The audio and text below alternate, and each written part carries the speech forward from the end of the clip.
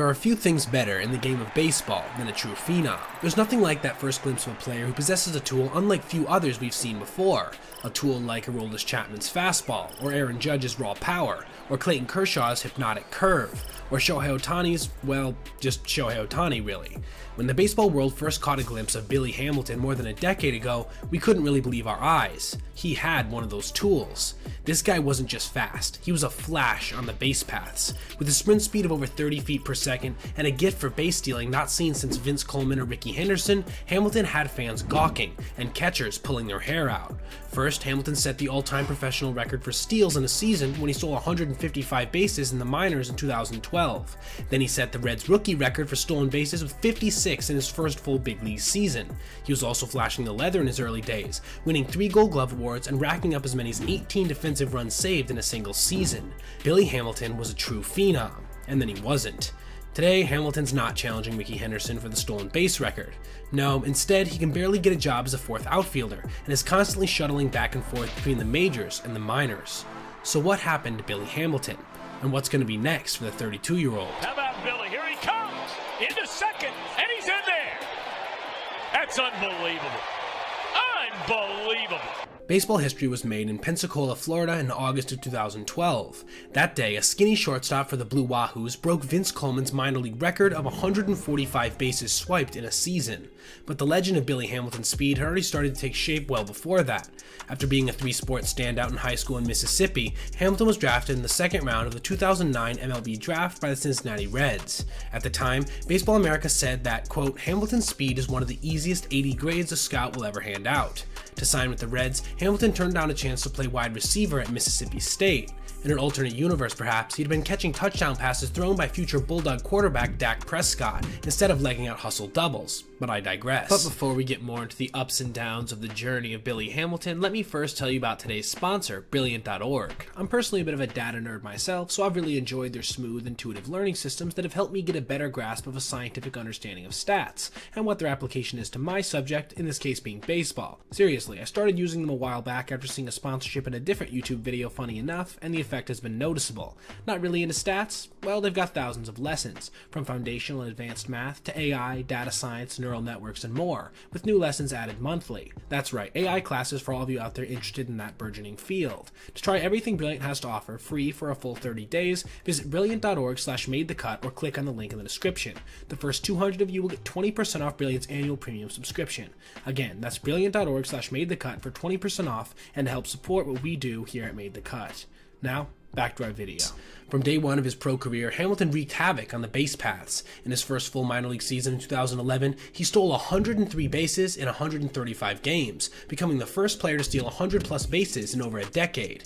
Then came the record-setting 2012 campaign in AA Pensacola, where Hamilton stole his mind-blowing 146th base to break Coleman's record in just his 120th game of the season.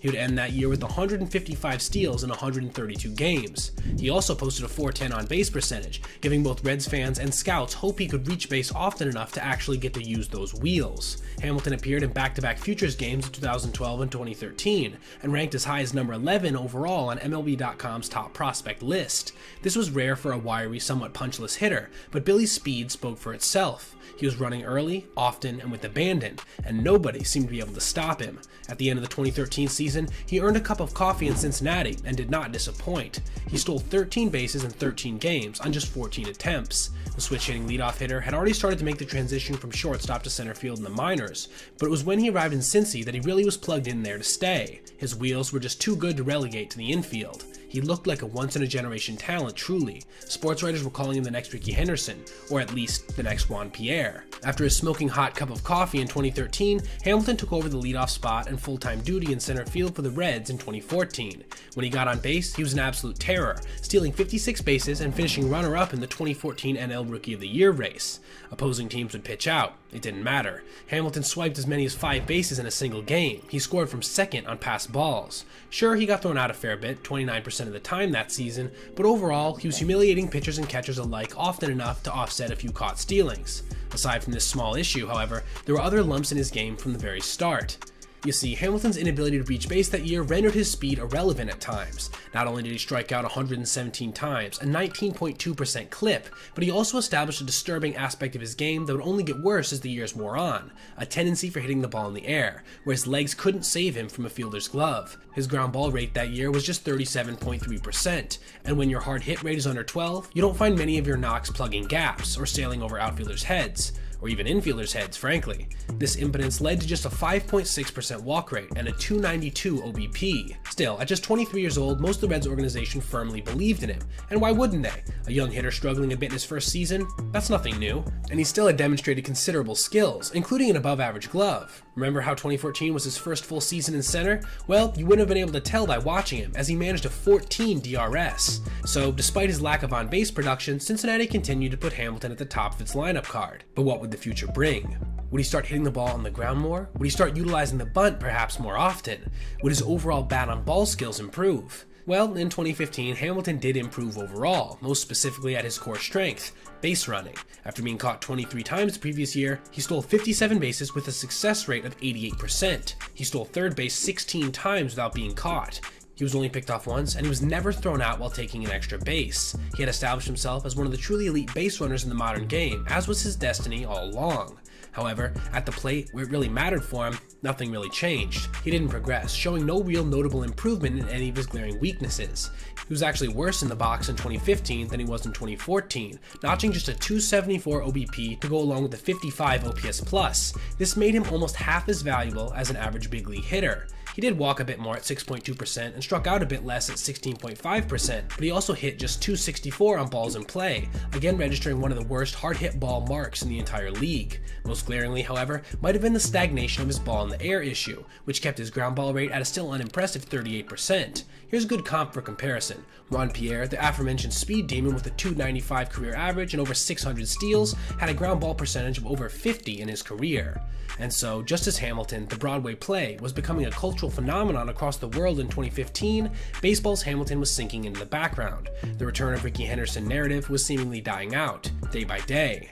Things did get a little better for Hamilton in 2016. He managed an OBP of 321, nearly 50 points higher than the previous year, helping him to establish his career high for stolen bases with 58 bags and 66 attempts. He also posted career highs in both WAR at 3.1 and DRS at 18. His average had even come up to a respectable 260, and his 77 OPS+ wasn't utterly unplayable as it had been the previous year.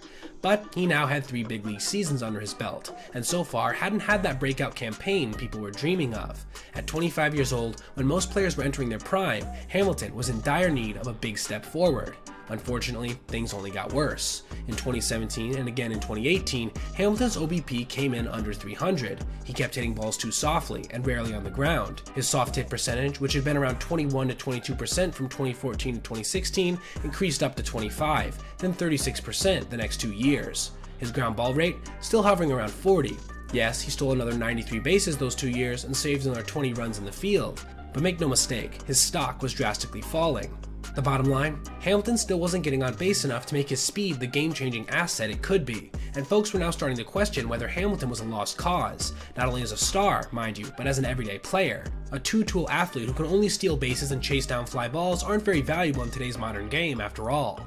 After the 2018 season, the Kansas City Royals took a chance on the 28-year-old, hoping he could patrol the spacious outfield at Kauffman Stadium with his glove and take advantage of its gaps with his bat.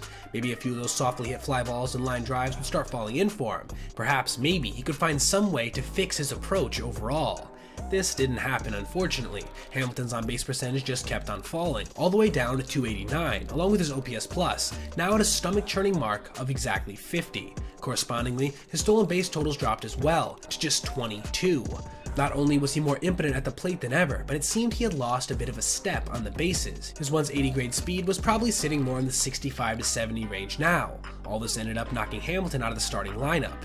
His ground ball rate additionally sat at 36%, and his BABIP at just 299, a death sentence for a hitter that also sported a K rate of nearly 25.